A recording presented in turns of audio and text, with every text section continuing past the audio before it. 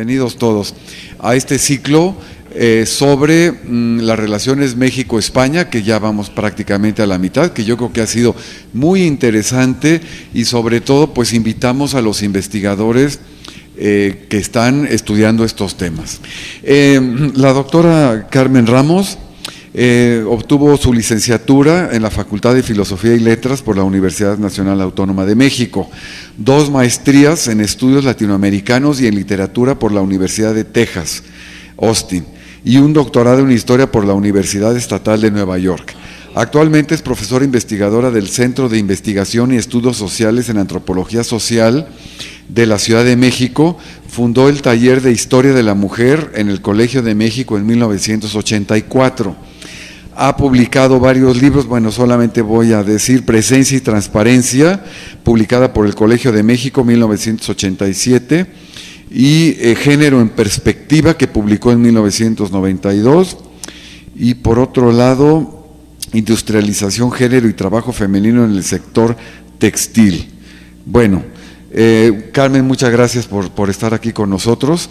Su conferencia es muy novedosa realmente, porque va a hablar de Concepción Gimeno, puente cultural entre dos mundos ibéricos, 1883-1891, que es un tema yo creo que muy novedoso, que sé que algunos de ustedes conocen porque ya me lo han comentado, pero bueno, pues vamos a escuchar a la doctora. Carmen, muchas gracias por estar con nosotros.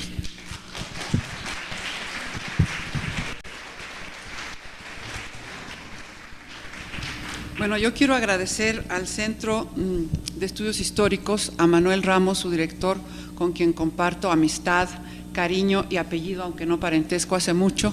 Yo quise traerles un ejemplar de la revista que publicó Concepción Gimeno. Este es el único ejemplar que hay aquí en el Centro de Estudios Históricos. Es nada más un tomo que corresponde a 6 meses. La investigación que yo les presento hoy está basada en los 7 años que publicó Concepción Gimeno este trabajo, pero para que lo vieran, para que tuvieran un poco de la experiencia de esta riquísima colección. Este no es sino un granito de arena de los muchísimos tesoros que hay aquí.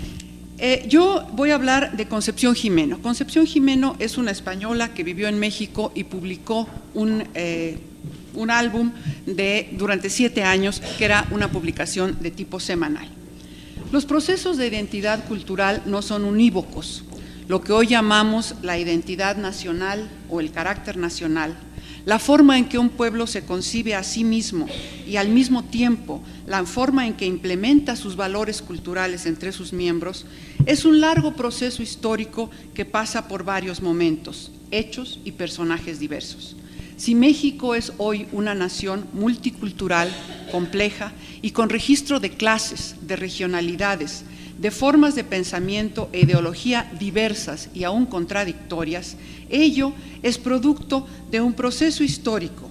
En esta presentación yo querría subrayar que una parte central del proceso de construcción de una identidad pasa por el género, lo cual implica una forma de concebir el ser y el deber ser de las mujeres en un tiempo y en un espacio determinado.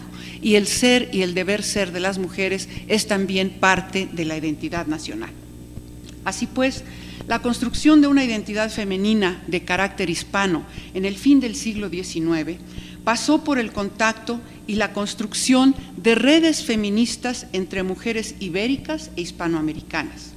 La reflexión sobre lo que significaba lo hispánico se vio matizada por una reflexión en donde la identidad se encarnaba además en una diferencia de género. Las mujeres españolas e hispanoamericanas, su autoconciencia y las redes de significación de su identidad se fueron construyendo a través de un largo contacto que tuvo en el siglo XIX un momento álgido. En efecto, la celebración del 4º centenario del descubrimiento en 1892, la dolorosa crisis que trajo para España la independencia de las colonias americanas, recordemos que las últimas fueron Cuba y Puerto Rico en los 90, 1898-96, y las varias crisis coloniales caribeñas fueron los detonadores de una autoconciencia que se alimentó en la identificación de una hispanidad peninsular e ibérica como provenientes de una raigambre común y en proceso de construcción paralela a través del conocimiento y la definición mutua. El proceso de identidad latinoamericana, ha señalado Fernando Ainsa, pasa por momentos negativos y positivos, pero lo interesante no es la contraposición, sino la interfecundación de los procesos culturales, y por lo mismo la identidad cultural ya no puede seguir siendo definida exclusivamente por lo que no podría ser sino original y de una expresión determinada. A este respecto, Ángel Rama ha señalado cómo hacia el siglo XIX se vive un recrudecimiento del nacionalismo del que España no se libra. El fracaso de la reconquista colonial provoca, en contraste, un movimiento panhispanista con objetivos concretos: la creación de una fraternidad de naciones que hablen español en ambos lados del Atlántico, la promoción de la raza española basada en los orígenes comunes de los hispanoamericanos, la revitalización del comercio entre España y sus ex colonias y el fortalecimiento de un antiyanquismo latinoamericano. No nos olvidemos, por ejemplo, del Rodó como ejemplo de esta posición. En especial, quiero destacar aquí la labor de intercambio cultural que desde su atalaya de periodista española y feminista residente en México llevó a cabo Concepción Gimeno. A partir de 879, Concepción Gimeno de Flaquer, porque contrae nupcias con un catalán. Tendríamos, pues, que empezar por preguntarnos quién era Concepción Gimeno. María de la Concepción, Pilar, Loreto, Laura, Rufina, Jimeno y Gil, que estuvo viva entre 1850 y 1919, con media docena de nombres, como se ve, nació en Alcañiz, en la provincia de Teruel, en Aragón, el 11 de diciembre de 1850. Estudió en Zaragoza. Este es un grabado de su pueblo, de Zaragoza, que incluyó mucho más adelante en el álbum de la mujer. Publicó su primer artículo, llamado A los impugnadores del bello sexo, en 1869, es decir, con 19 años, teniendo pues menos de 20 años, en una revista de Zaragoza, de esta ciudad, llamada El Trovador del Ebro. A los 20 años cumplidos se va a Madrid, donde ingresa a los círculos literarios y empieza a colaborar en El Argos, otra publicación de la época. En el Madrid de la época, las tertulias eran la forma de contacto entre los escritores, los novelistas. En la tertulia de la Torre conoce a Carolina Coronado y a Juan Valera, el renombrado escritor español, con quien colabora en otra revista llamada La Mujer, que aparece a partir de 1871. Para 1872 funda en Barcelona todavía otra revista llamada La Igualdad de la Mujer, cuyo propósito es la defensa del sexo débil. En sus artículos defiende constantemente la necesidad de una educación para la mujer que sea similar a la del varón. Escribe varios artículos y novelas, la primera de las cuales, Victorina o el heroísmo del corazón, fíjense en el título, se publica en 1873.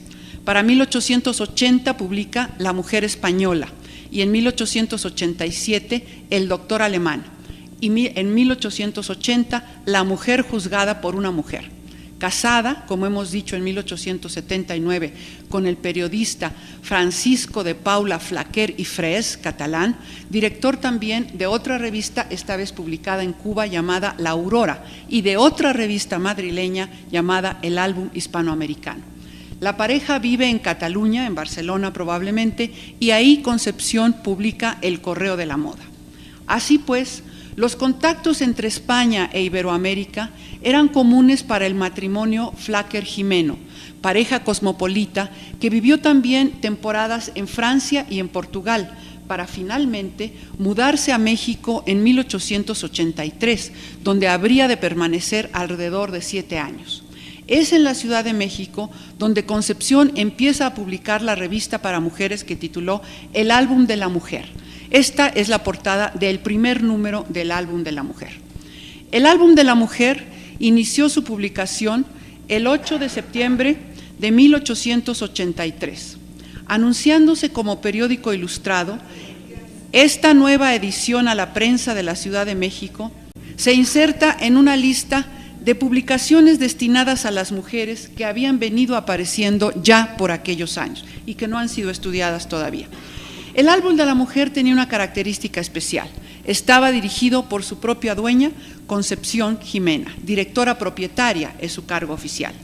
En este primer número se declaraba ser una publicación de carácter misceláneo, en donde habría cabida para una multitud de temas y enfoques. Jimeno declaraba en este número inicial que el álbum consistiría precisamente en lo heterogéneo, en lo plural de sus perspectivas y enfoques. Y recurre a una pequeña leyenda para justificar la perspectiva de lo abigarrado de sus temáticas. Dice haber rescatado la idea del álbum de una costumbre seguida en un antiguo monasterio cartujo de los Alpes, donde existía la práctica establecida de presentar al viajero un inmenso álbum donde éste escribía sus pensamientos, sus observaciones sobre el lugar, imposibilitado como estaba de hacerlo oralmente, debido a que, como ustedes saben, los cartujos tienen un voto de silencio y no se puede hablar en sus monasterios. El primer número del álbum afirmaba que los visitantes se les presentaba este inmenso libro para que firmasen y, cito, generalmente la firma iba acompañada de alguna ingeniosa y tierna frase de gratitud, de algún pensamiento filosófico nacido de aquellas majestuosas soledades entre las que se hallaba el espíritu más cerca del cielo que de la tierra. La originalidad de la publicación rebasa el carácter misceláneo de la misma, pues su propósito, su orientación es lo que da mayor originalidad. La promoción del contacto entre la intelectualidad española y la mexicana. En efecto, el cintillo enmarca el título del periódico, específicamente identificándose como Ilustración Hispano-Mexicano, anunciándose en sus propias páginas. El álbum se describía a sí mismo así en estos primeros números. El álbum de la mujer es una ilustración hispano-mexicana que no se ocupa de política y tiene por objeto la propagación de lecturas morales para las familias, el desenvolvimiento del amor a lo bello y la reproducción de retratos, paisajes y monumentos de cuanto célebre existe en Europa y América.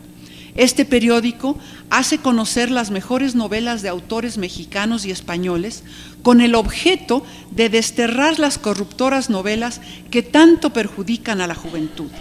Nuestro periódico acentuará la parte literaria con secciones religiosas, científicas, variedades, galerías de los tipos y países y biografías. Daremos crónica mexicana, crónica parisiense y crónica madrileña, y publicaremos todo lo notable que se lea en el Ateneo de Madrid. Como ustedes saben, el Ateneo de Madrid era el centro de la intelectualidad española de la época. Todavía existe el edificio. El álbum de la mujer, de gran tamaño, rico papel y parte tipográfica a la altura de las mejores publicaciones europeas, así decían ellos mismos, no aumentará su precio a pesar de sus mejoras. Costaba $1 y salía cada semana. Esta vocación universalista y mundana del álbum se confirma también en su vocación feminista, pues la publicación se orienta a la difusión de la cultura de la mujer, a la defensa de los intereses femeninos y a la convicción de que la capacidad intelectual de la mujer es igual o superior a cualquiera, aunque esta capacidad haya sido desaprovechada por falta de instrucción. Las convicciones feministas de Jimeno y Flaquer y el álbum en general se revelan fácilmente. Sus conexiones, su situación social privilegiada y su carácter de extranjera le permitieron establecerse entre la intelectualidad mexicana como la propietaria y directora de un periódico que, si no el primero, sí es de los primeros que se dedicaron a temas de la mujer en la Ciudad de México. Así se aclaraba en su primer número: denomino el álbum de la mujer al periódico que os ofrezco porque el álbum es un monumento consagrado al bello sexo, en el que todo artista notable, todo ilustre viajero y todo literato inminente deja su fama como un homenaje de respetuosa admiración. Así, desde la aparición misma, Jimeno declaraba el carácter heterogéneo de su publicación. El dibujo mismo que servía de frontispicio al periódico y que enmarcaba su título, tiene un carácter misceláneo, en donde las varias actividades de las mujeres están ilustradas simultáneamente. La mujer maestra enseña a leer, la mujer madre cuida de su infante, la mujer artista pinta, otra mujer toca el piano.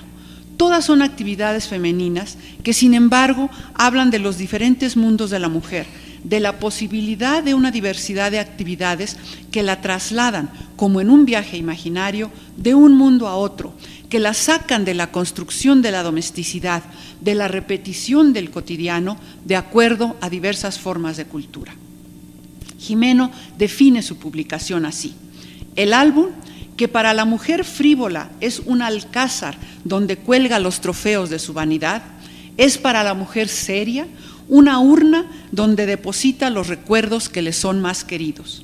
El álbum se concibe así como un espacio para la mujer, para los alfileres, para los recuerdos de ella, y un espacio también de consumo, de habitación, un espacio femenino. Este sentido de colección, de minucia, de vida femenina interna, es lo que quiero destacar en la publicación. En especial, me interesa saber cómo se construye discursivamente un imaginario de la identidad y la cultura femenina en donde se proyecta una otredad de espacios de cultura, de mujeres notables, de crónica mundana. Esta mujer notable es, por ejemplo, Carlota Amalia, la emperatriz de México.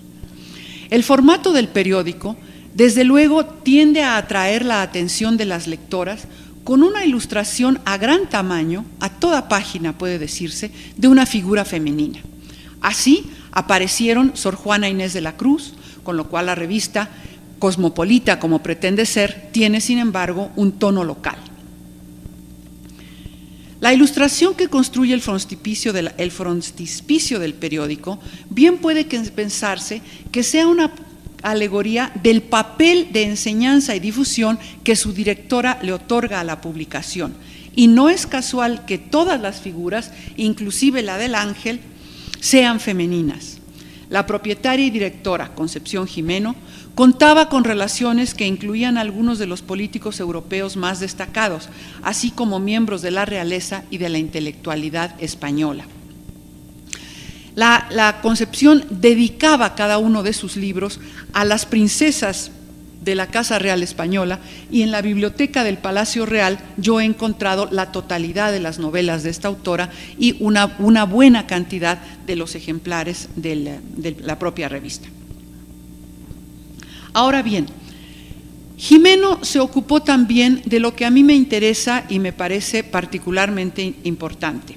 En las páginas del álbum aparecieron artículos firmados por algunos de los más distinguidos escritores mexicanos y españoles, tales como Emilio Castelar, Mesonero Romanos o Emilia Pardo Bazán, de quien también se incluye un retrato y un perfil biográfico. El álbum aparecía semanalmente los domingos y se financiaba tanto con suscripciones como con la venta de espacio en la publicación, pues 2 páginas completas de las 12 de que constaba estaban dedicadas a anuncios que a veces incluían la imagen de la tienda misma, no nada más la referencia al tipo de producto, al tipo de servicio que había en la tienda, sino a la portada misma de la tienda. Tenemos otras 2 ilustraciones de los anuncios. O sea, los anuncios mismos eran una ilustración. El álbum está muy lleno de texto, la mayoría de las páginas son puro texto, pero sí hay unas cuantas ilustraciones, y los anuncios mismos, algunos tienen grabados realmente bastante interesantes. En 1885, el periódico se publica entre 83 y 91, pero para 85 cambia levemente de formato, pero seguía apareciendo con regularidad los domingos e incluyó una sección de anuncios, uno sobre el propio diario. Este carácter de periódico ilustrado se confirma por la práctica, continuado a lo largo de los años que duró la publicación y acentuada, como digo, en 85.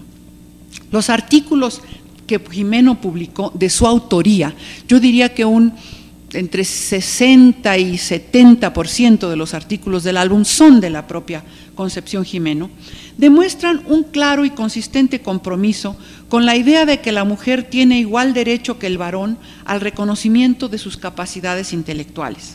Para demostrarlo, el álbum se ocupó, como había anunciado desde su primer número, de difundir novelas y ensayos de autores españoles de primera línea: Leopoldo Alas, Clarín, Benito Pérez Galdós, Francisco de Paula Moreno o Juan Tomás Albany, de quien abundan las contribuciones. Paralelamente, y en esto radica aún más su originalidad, el álbum se ocupó de difundir a las escritoras españolas de importancia en la época: la famosísima gallega Concepción Arenal, Emilia Pardo Bazán, Carolina Coronado. Estas son varias, es decir, cada número del álbum tenía a una mujer en la portada, pero no son mujeres cualquiera, son escritoras notables, son reinas, son mujeres francamente notables. Esta mujer es esta es Gertrudis Gómez de Avellaneda. Gertrudis Gómez de Avellaneda es la famosa escritora cubana, autora de una novela que se llama Sahab, que es el amor ilícito y por supuesto censurado entre un negro, un liberto negro cubano y una mujer blanca. Esta novela estuvo, por supuesto, prohibida en la Inquisición y la Gertrudis Gómez de Avellaneda tuvo que escapar de Cuba, se refugió en los Estados Unidos, pero yo he encontrado que tenía correspondencia con la Gimeno y con otras, como Mercedes Cabello de Carbonera, otras escritoras peruanas, Mercedes Cabello, de la época. No se limita, sin embargo, a las españolas. Hay también mujeres universales. Esta es Fernán Caballero, esta sí también española. Siguiente. Y va a estar George Sand. Si ustedes recuerdan, George Sand es una de las más rebeldes mujeres. El nombre mismo de George Sand es un seudónimo para poder publicar. Esta es George Sand, que por otra parte, si ustedes la conocen, es una escritora que tiene una vida doméstica sumamente rica.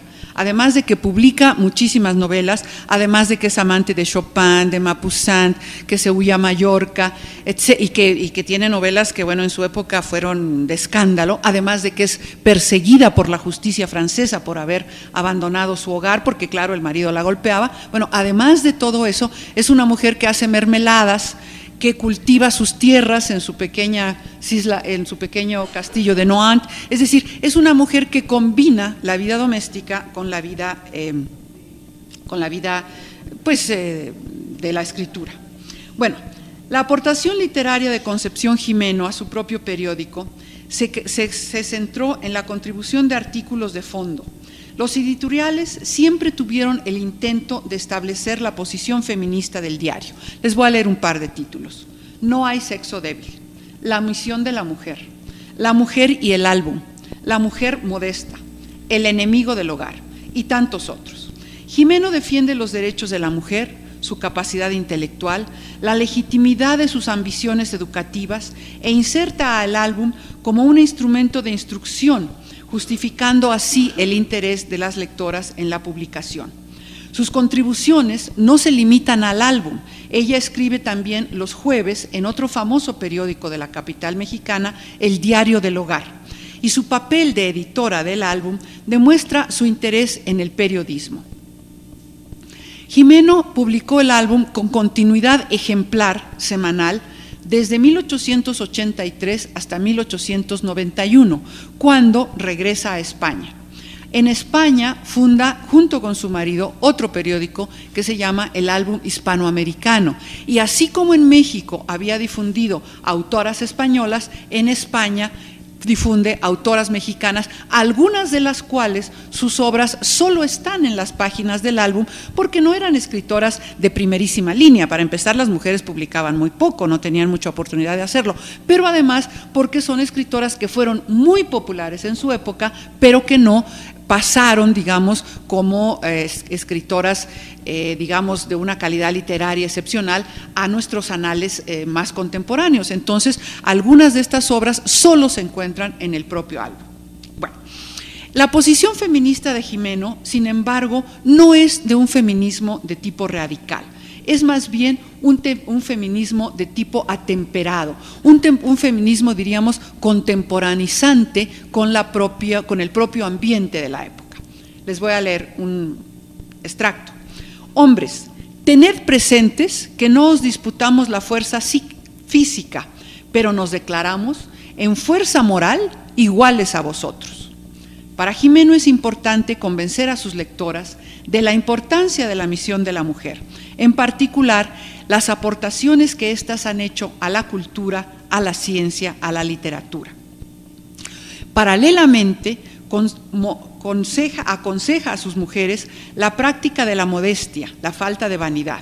En su perspectiva, el conocimiento y la modestia van de la mano, pues una mujer que utiliza correctamente su inteligencia no tiene cabida para la vanidad. El álbum de la mujer incluyó también a veces otras colaboraciones que ya ella había publicado con anterioridad, de carácter más frívolo, más anecdótico, más de entretenimiento, como por ejemplo una visita al cementerio de Père Lachaise. El cementerio de Père Lachaise, como ustedes saben, es el más antiguo de los cementerios parisinos, hay una tumba del siglo XII allí, y pues es un lugar donde la gente pasea, porque tiene jardín, tiene espacio verde, entonces la gente va a pasear, a recrearse, a recordar a sus muertos, ahí los domingos por la tarde, los sábados. Eso es una práctica todavía común en el París contemporáneo, y la Gimeno relata su experiencia en este sentido. Es decir, ese no es un artículo de corte moralizante, pero es un artículo de corte de entretenimiento que sirve para abrir a la mujer a otros mundos que no son el mundo cerrado de la domesticidad.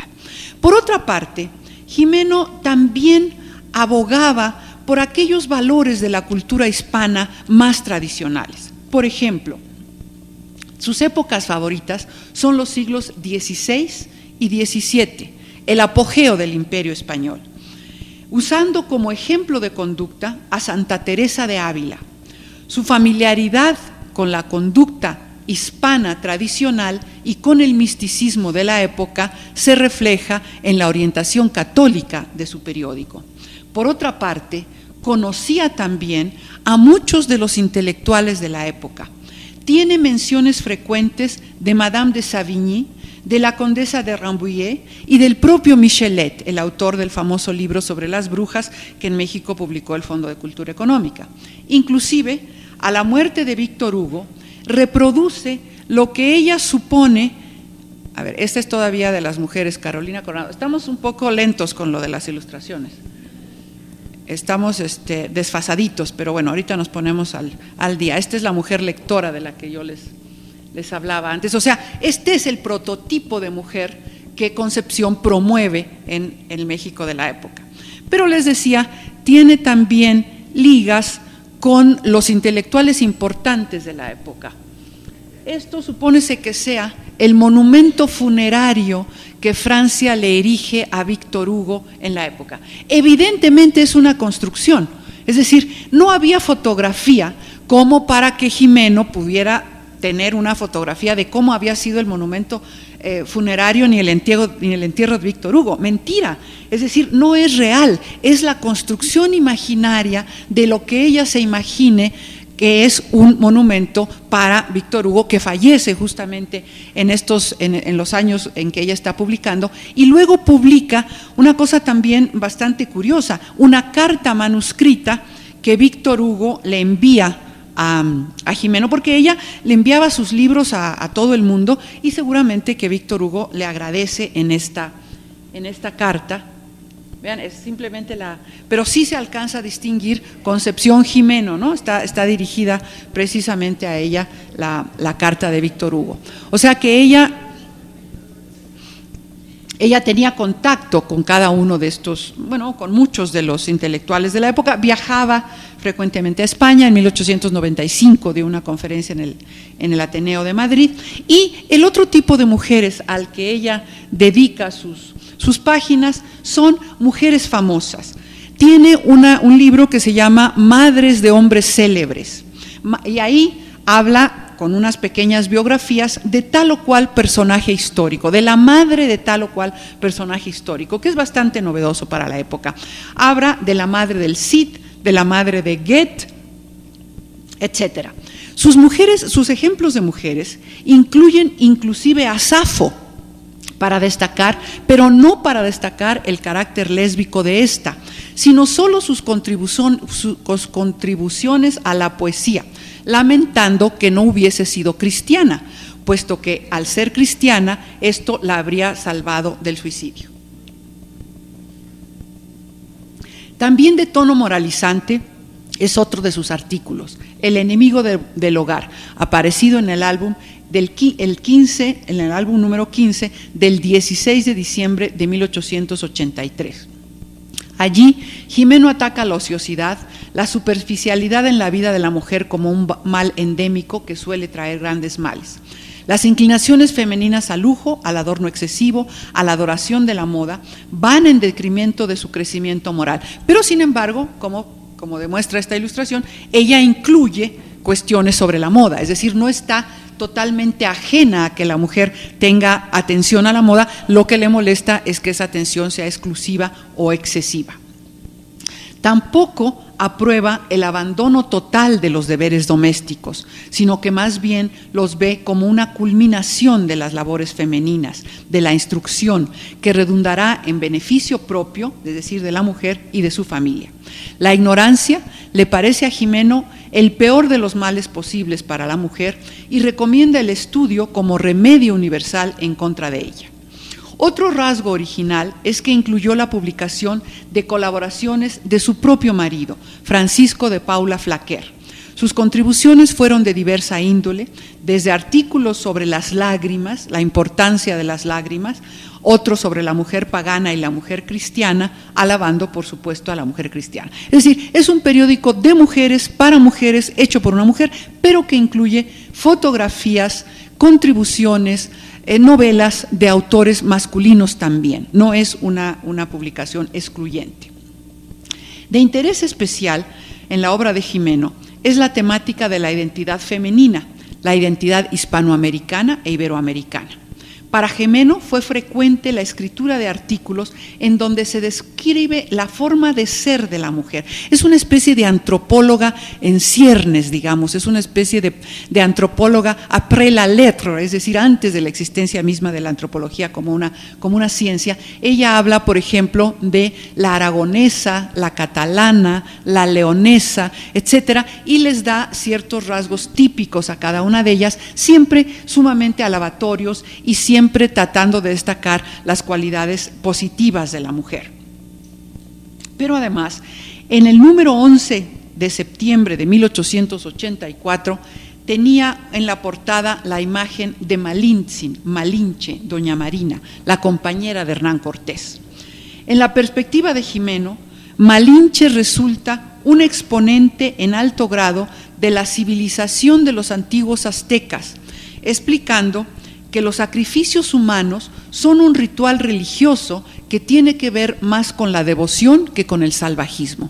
Esta es una perspectiva completamente nueva, esta es una perspectiva contemporánea, esta es una perspectiva de Matos Moctezuma, de Clega Hingelmann, de López Austin, de Miguel León Portilla, es decir, de los prehispanistas importantes contemporáneos han hecho este tipo de interpretación explicando que el sacrificio humano era una parte importante del ritual de la cultura azteca, y ella ya hace siglo y tantos, 880 y tantos, 120 años, ya tenía esa misma posición.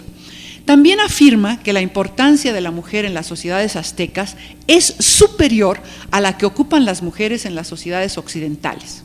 En este mismo tono panegírico, rescata a Malinche como una convencida católica, la convierte en católica, que se convierte y es un instrumento para la propagación de la fe, muy a tono con la forma de interpretar a la sociedad azteca en su tiempo. Ahora bien, ¿cómo ilustra a Malinche? Véanla, es una figura clásica, más parece una griega que una indígena. Ese penachito es evidentemente una invención. Así no era el penacho de Moctezuma, así no eran los adornos de la cabeza que usaban las mujeres aztecas. Pero Jimeno cae aquí en algo que fue muy propio de la época. Ella la describe y dice: era alta, con grandes ojos brillantes, dientes blancos y pequeños pies, esbelta, arrogante, bella y vestida con una túnica bordada con colores, su brillante pelo adornado con perlas y corales que la hacían parecer una sirena que abandona su palacio de esmeraldas bajo el mar. Bueno, vean, evidentemente es una descripción que se nos antoja ficticia, pero vean el manejo de la lengua, es decir, hay un poder evocativo aquí, hay un talento para transportarnos en la imaginación a lo que efectivamente Jimeno pensaba que era el mundo de Marina, el mundo de Malintzin.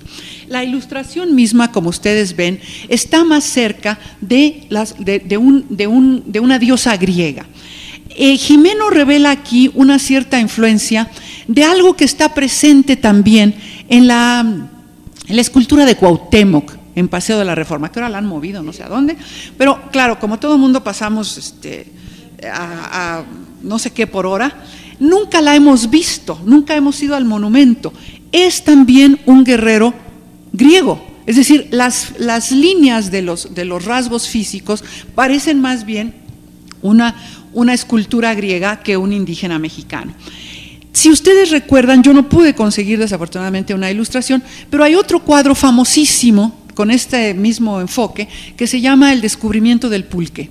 Está en el museo, en el MUNAL, en el Museo de Arte que está ahí en la calle de Tacuba, y es lo mismo, es una mujer que le lleva al emperador azteca este fruto, un maguey, que se supone que es el descubrimiento del pulque. Es decir, en el fin del siglo XIX, en la época del Porfiriato, había esta tendencia a la idealización de las culturas aztecas. No nos olvidemos que es el momento en que se descubre, por ejemplo, Tenochtitlán. Es decir, que se empieza a revalorar la cultura indígena local como una cultura importante. Pero para darle énfasis, para darle brío, digamos, se la compara con las culturas clásicas, con las culturas de la antigüedad. Es decir, el pasado indígena mexicano se convierte para el nacionalismo mexicano de fines del XIX en la época dorada, de la misma manera que el pasado renacentista o el pasado de la Grecia clásica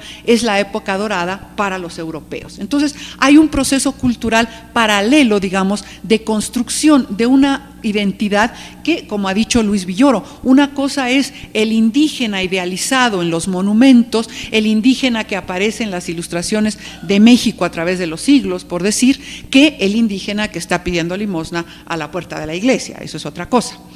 En ese mismo tono de interés por las sociedades indígenas, Concepción Jimeno pidió la colaboración para el álbum de Alfredo Chavero, el famoso prehispanista, colaborador del México a través de los siglos. Chavero es el que escribe la parte referente al prehispánico en México a través de los siglos, quien publicó en el álbum, en varias entregas, un artículo titulado La tumba de Doña Marina, en donde construye la historia de Malintzin, las diferentes etapas de su ida y venida, y en consonancia con los diferentes nombres que va tomando, concluyendo con la leyenda de que la tumba de la Malintzin está en Oaxaca. Esto es, por supuesto, falso a la luz de la arqueología contemporánea, pero una vez más, también Chavero, en las páginas del álbum, entra en esta construcción ideológica, lingüística e incluso gráfica de la identidad mexicana clásica, digamos. Bien. Si bien es cierto que cada número del álbum incluyó en su portada a una mujer famosa, ilustre o destacada en algún sentido, es necesario apuntar también que esta clara posición feminista se vio matizada por la prescripción de conductas humanas en donde, paralelamente a reconocer la importancia de la mujer, su capacidad de instrucción, su inteligencia en cuanto a la conducta personal, Gimeno postula un esquema de mujer que no es ni con mucho la de una rebelde. Se trata de una mujer culta, instruida, con cierto grado de preparación y aún de independencia, pero sin que ello signifique autonomía o rechazo a la maternidad. La inclusión de autores conservadores, católicos, en el álbum era frecuente y en ese sentido es sintomática la inclusión de Juan Tomás Salvani con un artículo Juguete o compañera. Nosotros, dice el álbum, entiéndase bien, no somos partidarios de la emancipación de la mujer en el sentido que algunos la interpretan.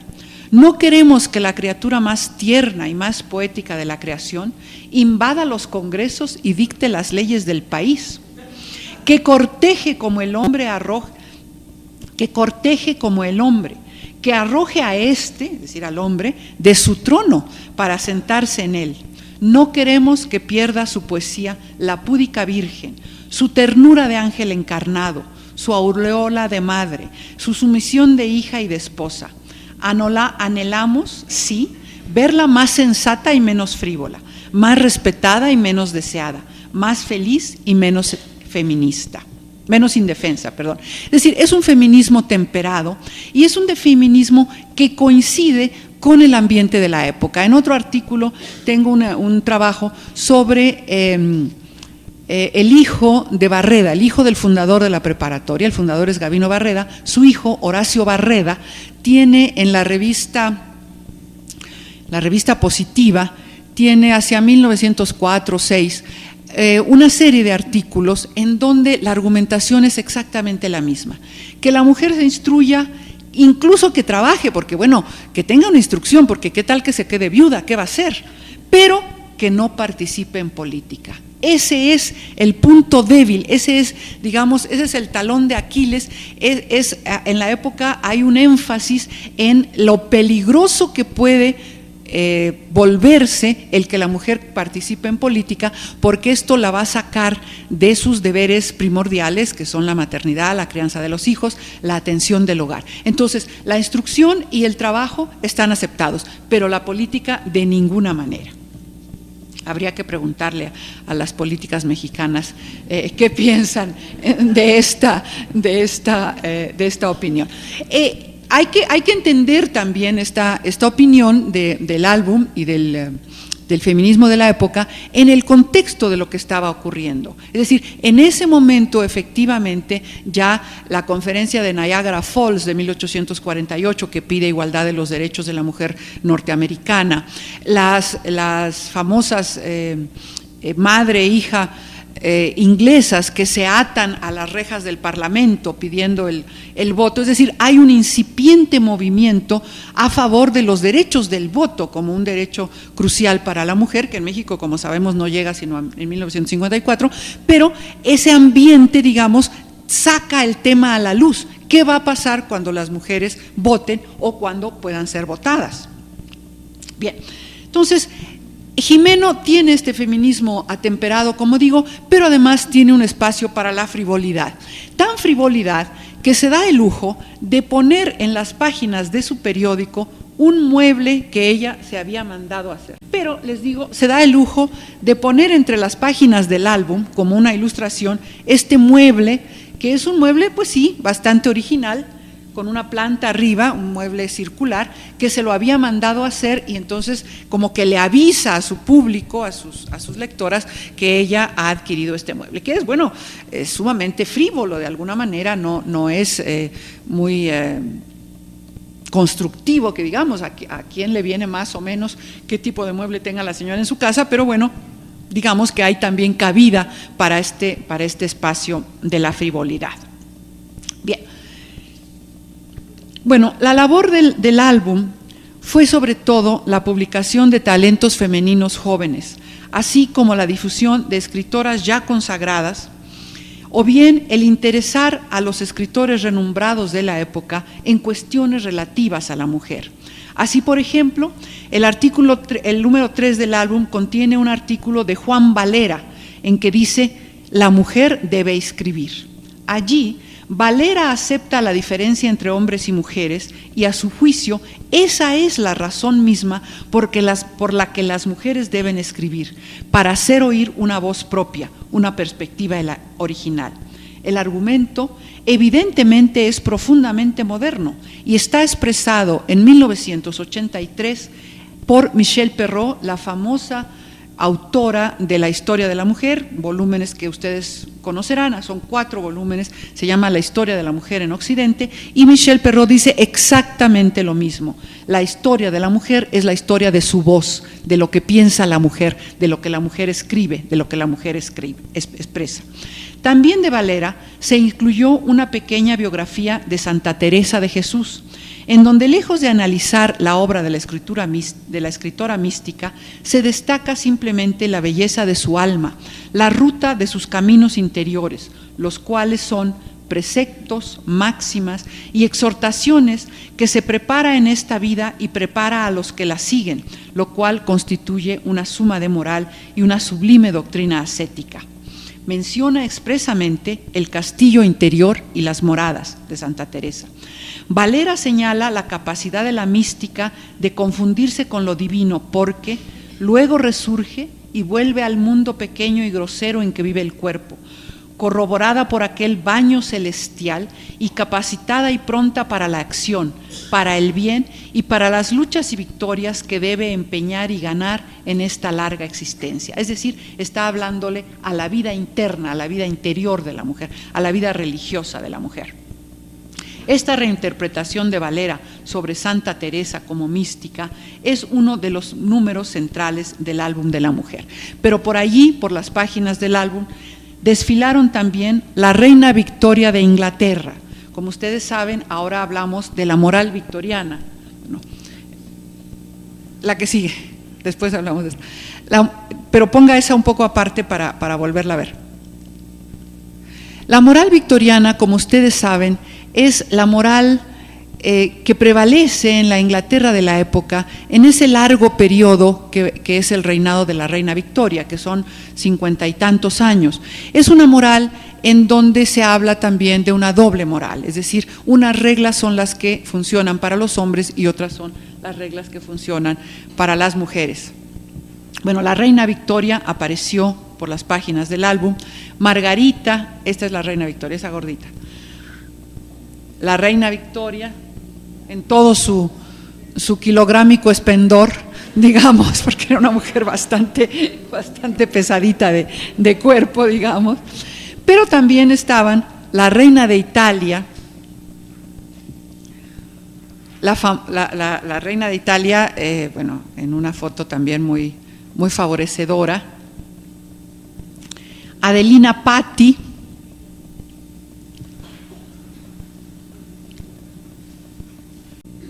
la reina de España, la actriz Sarah Bernhardt y aún la educadora norteamericana, ahorita van a ver el contraste, la educadora norteamericana, bueno, esta es María Antonieta, o sea, otra mujer ilustre, todas, digamos, con grabados que realmente son de bastante buena calidad para la época, pero que aceptan, digamos, un proceso de interpretación.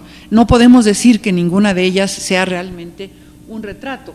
E inclusive este otro tipo, que es un tipo de mujer de otro cuño, esta es una mujer protestante educadora, vean el aspecto, es mucho más sobrio, más rígido, aquí no hay grandes peinados, no hay joyería, no hay el glamour, diríamos, que hay en las otras. Bueno, además de las ilustraciones sobre las mujeres, se incluyen obras de las propias mujeres y se incluye inclusive instrucciones para la toilette de las mujeres, para cómo las mujeres deben estar arregladas. Esta que es una ilustración que yo encuentro francamente fascinante, porque como ustedes ven hay ahí una métrica, es decir, la proporción entre la frente y la nariz debe ser de tal y tal, la proporción entre los ojos y la boca debe ser de tal y tal.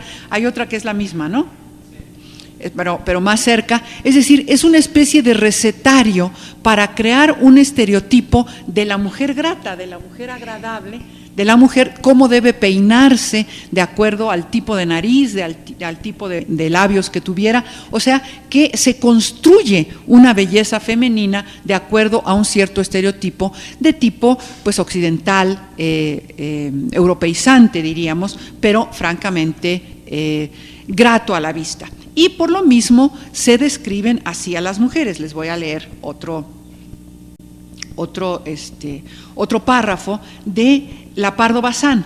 La Pardo Bazán describe a las condiciones de las mujeres, incluso las mujeres trabajadoras, y dice: pasan las mujeres, bajos y entornados los ojos, la trenza al viento, arrebolada la tez, movido el dengue por la oscilación del seno, rozando unas contra otra las yemas de los dedos, el pie hiriendo blandamente la tierra, el cadencioso girar, arremolinándose a cada vuelta del cuerpo con sayas multicolores, mientras la gaita, no nos olvidemos que es gallega, mientras la gaita exhala sus sonidos agrestes y melancólicos, graves o agudos, pero siempre penetrantes, y el tamborín apresura la repercusión de sus notas secas y estridentes, y la pandereta lanza sus carcajadas melodiosas, y los cohetes aran con surcos de luz el cielo y caen disolviéndose en lágrimas de oro.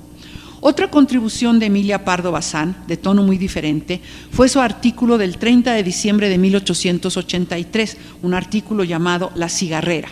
En este artículo, Pardo Bazán pinta un retrato estereotipo de la cigarrera, la famosa Carmen. Ustedes saben que el personaje de Carmen es una mujer que trabaja en las fábricas de tabaco de Sevilla, hoy sede de la Universidad de Sevilla, a la que se considera lista como la pólvora, de afinados nervios y rampantes impresiones. A San Antonio de Padua y al Niño Dios no les ha de faltar su novenita ni su función solemne, con mucha cera y manifiesto. Vaya, para eso trabajan y sudan las cigarreras todo el año, y justo es que se permitan obsequiar a los numerosos protectores de su triste vida.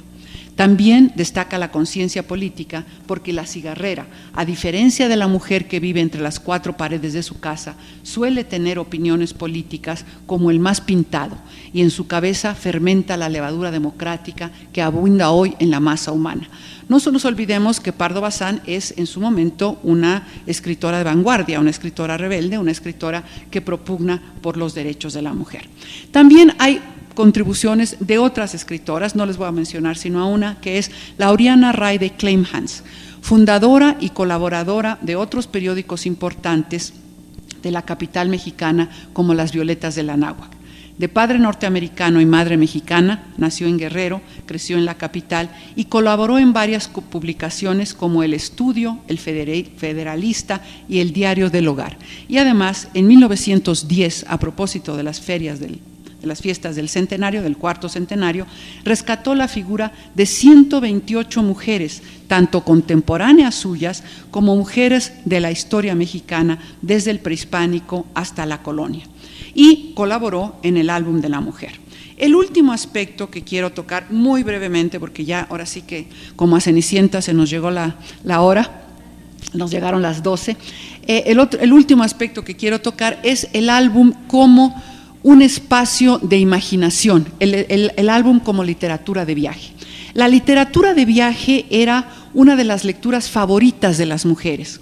En los Estados Unidos hay una autora que yo descubrí por casualidad en una barata en la Universidad de Vassar, compré su libro, porque se llamaba 3 mujeres norteamericanas viajan por Sudamérica. Y luego hice un artículo y me enteré que esta mujer tenía mujeres que viajan por Francia, mujeres que viajan por Egipto, mujeres que viajan por Italia, es decir, el viaje era una de las literaturas favoritas de las mujeres, la literatura de viaje, viajes que muchas veces no eran reales, que eran imaginarios, es decir, que la autora imaginaba cómo sería tal o cual sitio y entonces ilustraba describiendo con la pluma el viaje. Y la Concepción Gimeno hace lo mismo con ilustraciones.